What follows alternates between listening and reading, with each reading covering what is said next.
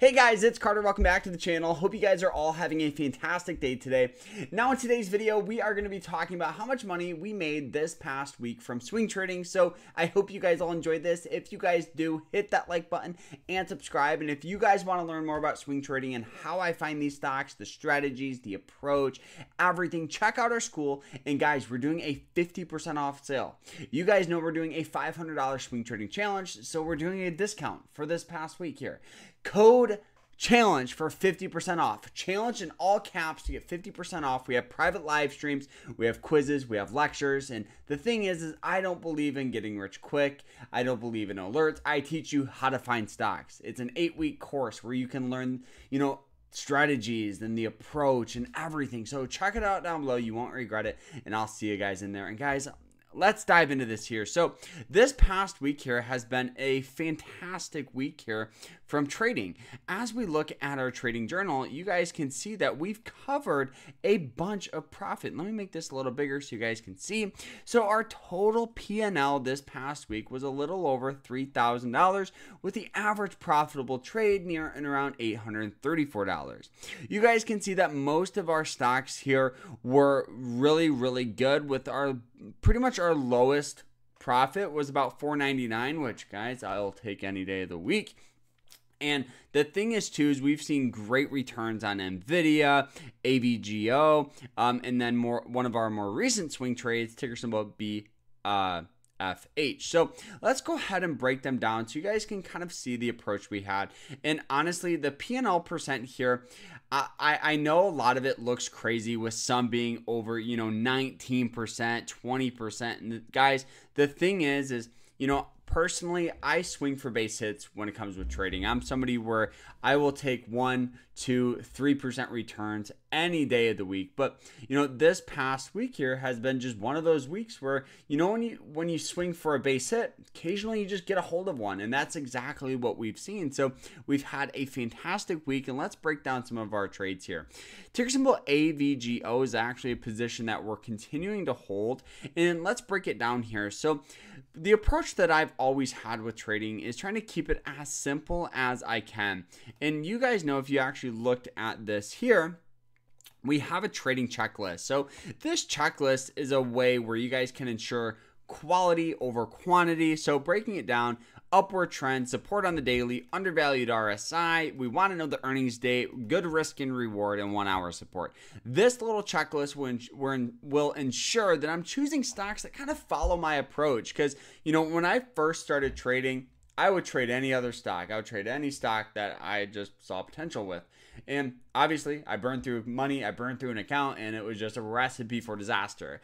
I soon started making checklists to ensure that I'm now picking stocks that meet my strategy, meet my criteria, and all that stuff. So let's break down this trade here. Ticker symbol AVGO. Looking at it, beautiful upward trend. As you look at it more closely, you guys will notice that we have red and blue lines. These lines represent support. So it's a moving average line. So the red is the 200-day, the blue is the 90. The main difference between the two is just strength level. So, the 200-day, so the red line is just going to be a harder support, harder resistance.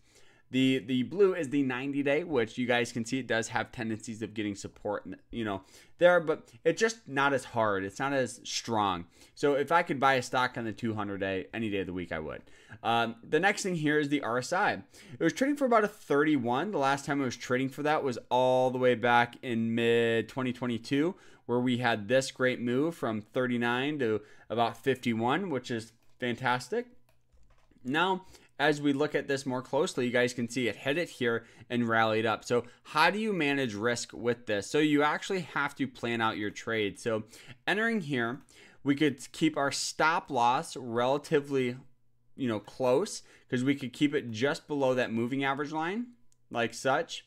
Set our target price up at resistance, which it pretty much is. So that's a risk and reward of about 3.6, which is really good. And this is just looking at the daily. As we go to the hourly, it kind of changes a little bit because the approach we had here was hopping in near and around 145 for the breakout of these moving average lines. And that's exactly what we saw. The stock popped up, hit it as support, and rallied its way up ever since. So now the approach we have with it is doing a trailing stop loss. So as the stock goes up, so does our stop loss. So if it does dip down below that 90-day moving average line on the hourly support, we'll just take our profit and move on. This has been a fantastic trade just by using basic indicators to pretty much find these opportunities here. Let's look at another position here that we're in on, and this is ticker symbol BFH. So this stock here, the approach we had is very, very simple and similar. So looking at this here, we have a relatively good trend here in the past, 1, 2, 3, 4, 5, 6, 7, 8, 9, 10. About the past 10 months, we've experienced a really good upward trend with this position. So the next thing here is just finding those support levels. So the support level for this here was a couple. So we obviously had those moving average lines, but we also had a nice trend line. So a trend line is a line that a lot of traders use to ensure that you can, hop in on support levels. So you guys can see this nice trend line there. Did dip down below it a little bit there, but overall it still was very, very, very good on that trend, as you guys can see. So it hits it, establishing, buying pressure each and every time. It was also undervalued on that RSI being at a 29. But going to that hourly approach here, you guys can see that we found that trend. And that's exactly what we saw.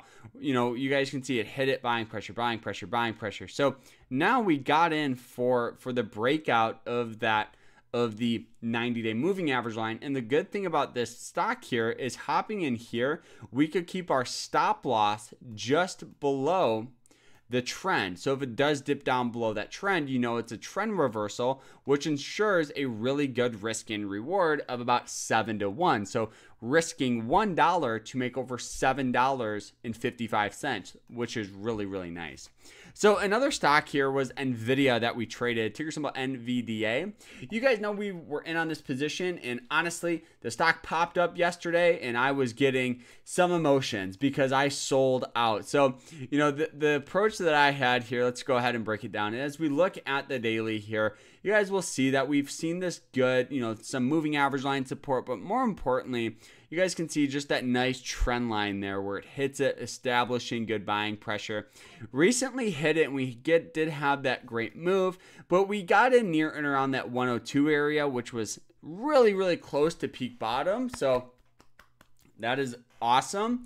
But the thing is you'll never be able to buy at the peak bottom and sell at the peak top. And you need to know that as a trader, because sometimes I think that I should be a better trader than what I am at the end of the day, but I understand the basics of trading, and no matter how good you are, very rare will you buy at the peak bottom and sell at the peak top. So looking at this trade here, you guys can see that we got in near and around that 102 area, right in this support zone. So you guys can see just the amount of buying pressure we saw here where it hit it and just had a hard time breaking below that point.